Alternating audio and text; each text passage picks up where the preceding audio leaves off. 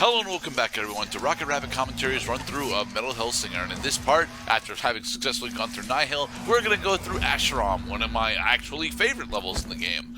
Mostly because the mechanical stuff that is happening in here is, very fun to platform around with, especially during the boss fight. However, a majority of the combat encounters in here are a bit lengthy, so... Didn't work. Me and Unknown, we were at the top of our game, and it looked like nothing. If only I could find music that really screams bloody murder. Yes, I considered that before. But their bond is too strong, and it will weaken me greatly. I suppose I have no choice any longer. So, are you ready for a gimmick level, Mr. Cloud Person? Oh, a gimmick level. Yes. A departure of sorts. Maybe it is time to shake things up a little bit. So, the judge took me. Oh, no! Honestly, I'm just surprised it took her so long. You know how before I told you I'd started music notes as we beat the judge's aspects? Well, see, I used to be someone else. No shit. You're a skull. You once had flesh. I wasn't the middle management rank and file type neither. No, sir. On the right hand of the all. Yeah, Paz used to effectively be Michael, or rather, someone just under Michael. Be the instrument of the all, not to judge, but to see and hear and give voice and praise.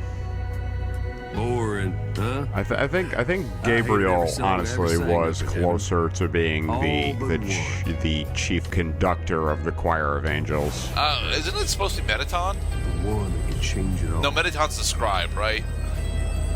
I don't know Metaton. I do know that Michael is the overseer of hell, which also would make sense in this case because we are in hell. I waited an eternity for her. Kept my mouth shut. Became, well, this. I guess I figured if I had to be an instrument. Ever since I learned how to open my mouth, I did not shut up for the rest of eternity. One little thing. Yep, that spell. Ooh, that spell. She has stolen paws from us. She's gonna find out everything I knew.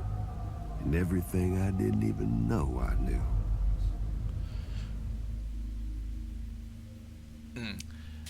Which will cause her to do a heel turn, or a heel turn at the very end of the game. She's in the right spot, only, well, without me. So, for the entirety of Acheron, we no longer have access to Paz. I know we're solo now, but our bond wasn't broken. Just, Oh, so Paz was doing something besides just giving us backstory narration. As I mentioned earlier, yeah, Paz was one of our default weapons. Specifically, he was the magical skull that we had access to. You always have 4 weapons unless you find a new one, in which case you will go up to 5 weapons while going through the game. 1 is Paz, 2 is your sword, and then 3 is one of your armaments, and then your last armament is number 4.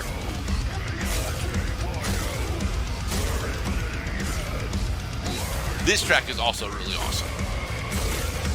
So did I read that description right for the track that one of the musicians on this track is actually a Lamb of God member? I believe so, Randy actually, Blythe? because for the next and final level, we're going to have a very popular guest appearance. So yeah. They actually possible, yeah. They actually do get some guest lyricists from very popular metal bands to voice specific tracks in this game.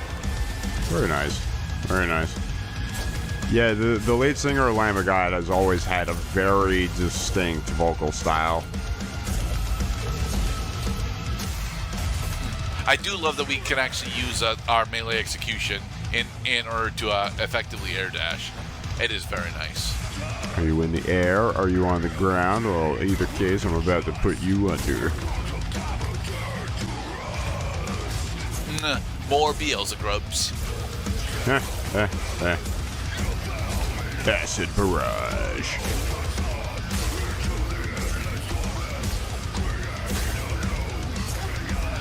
So what is new in the world of Cloud today as we attempt to go through Acheron?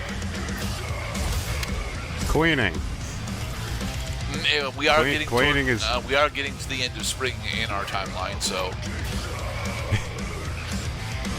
that human life involves a lot of cleaning because things are perpetually getting dirty. yes. That is all. I picked up a new book recently, actually. And it's not really a new book. The book itself is actually 30 years old, but I've never heard of it or this author, so.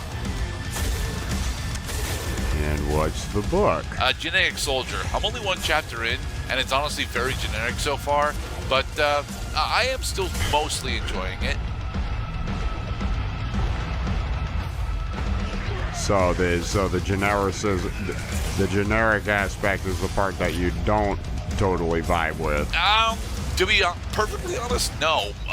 One of my only criticisms for it at the moment is honestly how fast we're getting into the inciting incidents. We don't actually spend a lot of time during the first chapter establishing. Well, we spend a great deal of words establishing, our setting and our lead characters, and in particular a couple of his relationships. But we don't actually spend all that much time establishing it. Like there's very little fluff so far, and I am a guy that actually likes to have a lot of descriptive fluff going on. Descriptive fluff. Well, I'd say one thing that authors should do is spend a great deal of time just describing what characters look like, and then allow the reader to draw inferences on what happened in the past by what's happening in the plot action. Like, what is actually happening, not just going over, yeah, this happened, it happened during this time. This is the city, established in the year 1985. Thankfully, it's not that dry. I'm exaggerating, of course. Although more people have made money publishing worse material. They have. This is honestly a somewhat interesting combat arena. The subway wall effectively divides us between two different lanes of combat, and the enemies will alternate spawning in on each different lane.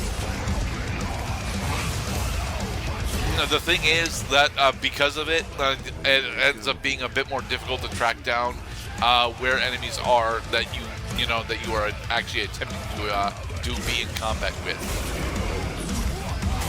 A bit on the narrow side. Acheron honestly has got this problem with a lot of its combat arenas, where the overall design aesthetic is actually really nice, but they're either too cramped or too open in order for the design concept to really feel all that well executed. Specifically, this combat arena right here has got this giant pit in the middle of it that you're supposed to be able to cross using your air dash. Thing is, what this pit actually does is just separates you from enemy spawn zones. So you end up just walking. So I end up just walking around it most of the time in an attempt to safely get to where the enemies are spawning in.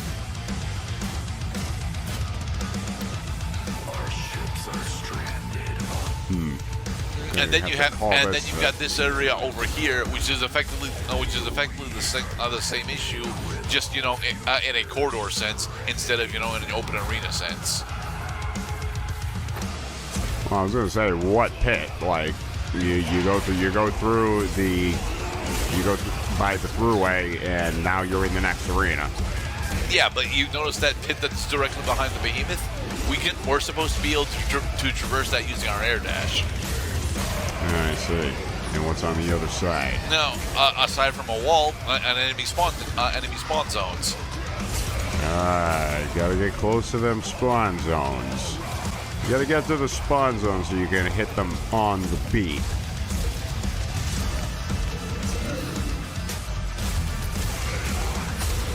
Kill trio combo. I like specifically in this track. I like the for the chorus slash or for the chorus. I like that that little sprig of a riff that we end up having on the major beat. On the subject of beats, I noticed that there are no odd time meters in any of these songs, which makes sense because they want you to be in the habit of hitting your attack buttons on a predictable track. Yeah. So even if it's the first time you're listening through the track, if for example this is your first playthrough of the game, yeah, it's in common time. You're not going to be hitting any downbeats, any downbeats on beat 1 no. That's right. This little like hit on the beat type meter that we got going on doesn't distinguish whether it's beat 1, beat 2, beat 3, or beat 4, the downbeats, that is. It's just, do you hit it on the downbeat? And you can distinctly tell the difference between the upbeat and the downbeat. No, whereas I specifically like to go for both my weapons, Malthus and Persephone, I prefer to go 1 space, 3 space, you know? Well, I suppose maybe if they made a sequel to this game, they can try like throwing in some time meter 3, some 3-4 meter at you, so you get an additional bonus if you hit it on the strike 2-3, hit 2-3, attack 2-3, kill 2-3. That actually does sound like it would be a much slower weapons style, though. And yes, this is a pit. This is a pit. This is a pit that we had to successfully traverse. I mean, no air dashing needed. You just got to jump across the platforms. True. Acheron actually does more with its platforming than most of the other levels of the game, and I do enjoy that aspect of this level. But it also it specifically draws it apart from the rest of the game, to be perfectly honest. We've been doing a lot of traveling around here. Traversing the pits is just one way that this map has been elongating the distance we're traveling just to get to each of the respective arenas. We don't spend a lot of time in each of these arenas. There's just more of them. Which is also a welcome case. And on the subject of welcome changes that Acheron brings our way, in what way are we inconvenienced by the level design by not having Paz's attacks? Admittedly, I am unsure because I've never got comfortable with Paz. So even my first playthrough of the game, I skipped the tutorial level. So yeah, I didn't get a chance to actually play around with Paz or the sword on their own. Oh no, I can't use Paz. That sucks, I think. I think it sucks. I'm relatively certain that Paz has got.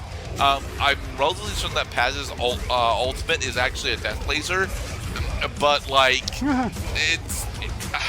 have to actually use it for a decent amount of time in order to build that up. And his attack pattern is actually relatively weird. You mentioned that we're not doing any 3-4 timings, but Paz's attack pattern is 1-2 pause 4. And I see. Like so, but that just feels weird when pretty much every other weapon is either 1, 2, 3, 4 for the pistols, or 1 pause 4 for the crossbow, or 1 pause 3 for a Persephone and Malthus.